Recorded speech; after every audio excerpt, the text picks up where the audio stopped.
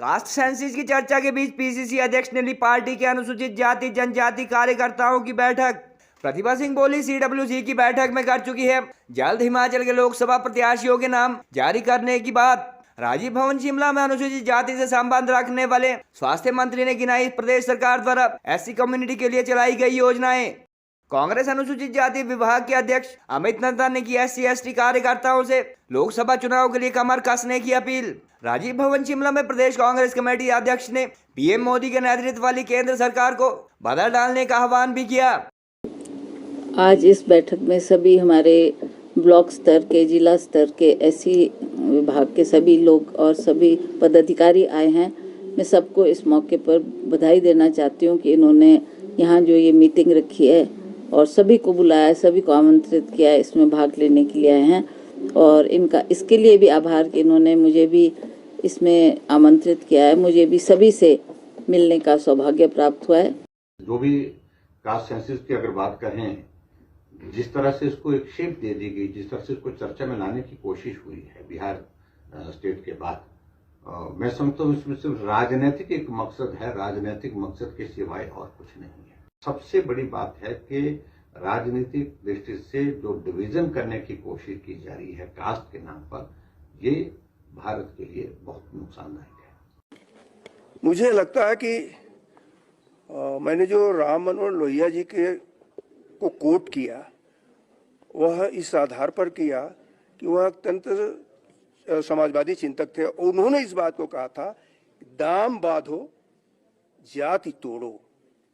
जाति के आधार पर जब भी इस देश का विवेचना हुआ है, तो मैं वह उदाहरण देना चाहता हूं कि जब यहाँ पर सिकंदर आया था और आने के बाद जलते हुए चूल्हों को देखा था जो सैनिक थे, भारतीय सैनिक, तो उनका ये क्या है, उनका ये विभिन्न जातियों में बटे हुए हैं और ये अपने अपने अलग चूल्हे जलाए हुए भोजन बनाने के लिए। सिकंदर ने कहा, विजय तो मेरी वैसे ही हो गई। इस अमृत काल में आज पूरा विश्व भारत की तरफ देख रहा है और भारत में रहने वाले कुछ लोग भारत को तोड़ने का काम कर रहे हैं। वर्किंग कमेटी में फैसला हुआ है कि जो है कांग्रेस रूल स्टेट्स जो है वो पे जनगणना जो है वो जाति के आधार पे की जाएगी।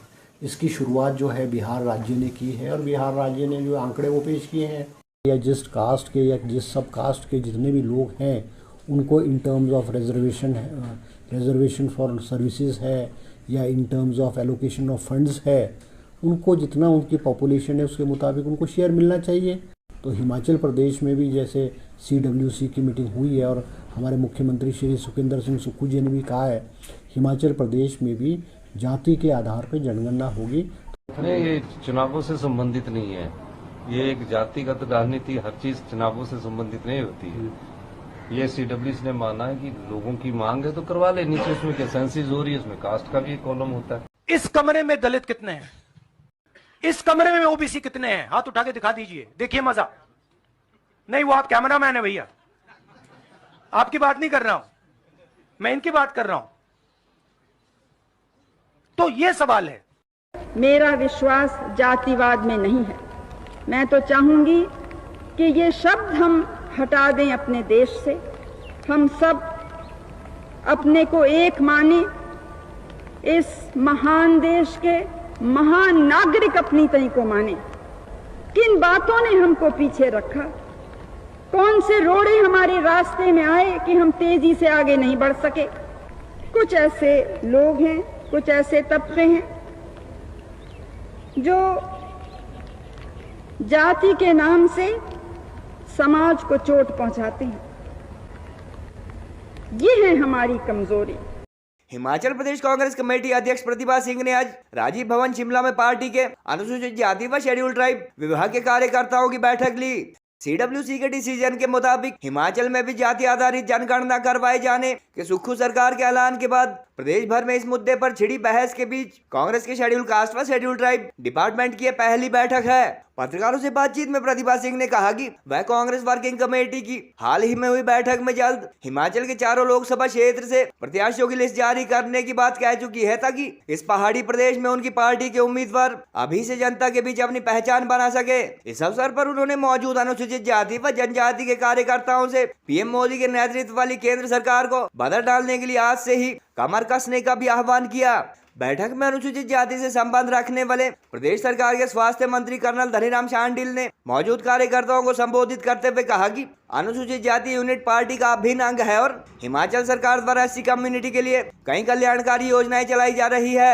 इस अवसर पर प्रदेश कांग्रेस के अनुसूचित जाति विभाग के अध्यक्ष अमित नंदा ने मौजूद SC/ST समुदाय के लोगों से 2024 के इलेक्शन अथवा मोदी सरकार को बदलने के लिए आज से ही कमर कसने का आह्वान किया। गौरतलब है कि लास्ट वीक CWC के डिसीजन के मुताबिक हिमाचल के मुख्यमंत्री अथवा सरकार द्वारा भी पहली बार प्रदेश में कास्ट बेस्ड सेंसस करवाए जाने का ऐलान किया गया है, जिसके बाद इस मुद्दे को लेकर मीडिया व सोशल मीडिया पर जमकर चर्चा व बहस जारी है। हिमाचल के राज्यपाल व पूर्व मुख्यमंत्री जहां कास्ट बेस्ड सेंसस को देश को बांटने की सियासी साजिश करार दे रहे हैं, वहीं प्रदेश के इंडस्ट्रीज मिनिस्टर हर्षवर्धन चौहान व मुख्यमंत्री सुखविंदर सुक्खू के अनुसार इस जनगणना से किसी भी वर्ग को कोई आपत्ति नहीं होनी चाहिए। सियासी जानकारों के मुताबिक कास्ट बेस्ड सेंसस से हालांकि दशकों से जातिवाद की राजनीति के लिए जाने जाने वाले यूपी व बिहार जैसे दलित वर्ग बहुल राज्यों के क्षेत्रीय दलों को फायदा हो सकता है, मगर 51% राजपूत व ब्राह्मण जैसी आबादी वाले 90% से ज्यादा हिंदू आबादी वाले हिमाचल में इसका फायदा कांग्रेस को मिले ये जरूरी नहीं है। जानकारी ये भी कह रहे हैं कि कांग्रेस अथवा NDA गठबंधन के जिसकी जितनी भागीदारी उसकी उतनी हिस्सेदारी फॉर्मूले से क्षत्रिय संगठन द्वारा गठित देवभूमि पार्टी व भीम आर्मी जैसे दलों व संगठनों को भी फायदा मिल सकता है। आज इस बैठक में सभी हमारे ब्लॉक स्तर के, जिला स्तर के, SC विभाग के सभी लोग और सभी पदाधिकारी आए हैं। मैं सबको इस मौके पर बधाई देना चाहती हूँ कि इन्होंने यहाँ जो ये मीटिंग रखी है और सभी को बुलाया है, सभी को आमंत्रित किया है, इसमें भाग लेने के लिए आए हैं और इनका इसके लिए भी आभार कि इन्होंने मुझे भी इसमें आमंत्रित किया है। मुझे भी सभी से मिलने का सौभाग्य प्राप्त हुआ है। इसके लिए जो इनिशिएटिव इन लोगों ने लिया है और जो इनकी डिमांड्स है, जो इनकी प्रॉब्लम्स है, ये समय समय पर हमारे को अवगत कराते रहते हैं और आगे भी हम प्रयास करेंगे कि हम इनकी समस्याओं का हल करें और जो इनकी विशेष करके संगठन के माध्यम से जो चीज़ों का समाधान होना है उसके लिए भी मैं प्रयास करूंगी। मैम, सर्जरी को लेकर भी है क्योंकि जो निष्क्रिय हैं कार्यकर्ता जी, आप पदाधिकारी पद लेकर बैठे हुए हैं और कार्य नहीं कर रहे हैं, क्या उन पर भी जो है उनको हटाया जाएगा पद से और नई नियुक्तियाँ की जाएंगी? हमारा मानना तो यह है कि ऐसा ही होना चाहिए। जो सक्रिय है वही लोग संगठन में होने चाहिए कि उनकी ज़्यादा से ज़्यादा भागीदारी हो और जिन्होंने पद संभाले हैं, जो इसमें निष्क्रिय है, उनसे भी मैं आवेदन करती हूँ कि अगर उनके पास समय नहीं है, वो आ नहीं सकते हैं, तो वो पद छोड़कर दूसरे व्यक्तियों को आगे आने दें। 2024 का चुनाव भी आ रहा है मैम, तो किस तरीके के, क्योंकि आप मानती हैं कि प्रत्याशियों की घोषणा हो जानी चाहिए ताकि फील्ड में जा सकें, कार्य हो सके और वो अपना प्रचार प्रसार कर सकें? देखिए, अभी पीछे जो हमारी CWC की मीटिंग थी उसमें भी मैंने ये इश्यू रेज किया था और वहाँ के सभी जो हमारे वरिष्ठ नेतागण हैं उनके सामने भी मैंने ये बात रखी कि जल्दी से जल्दी ये तय होना चाहिए, क्योंकि हमारा दुर्गम क्षेत्र है, पहाड़ी क्षेत्र है और बहुत सी डिफ़िकल्टीज़ है। तो इसलिए जितनी जल्दी ये डिसाइड होगा कि कौन हमारा कैंडिडेट होगा, तो हम उस तरीके से फिर फील्ड में काम करना शुरू करें।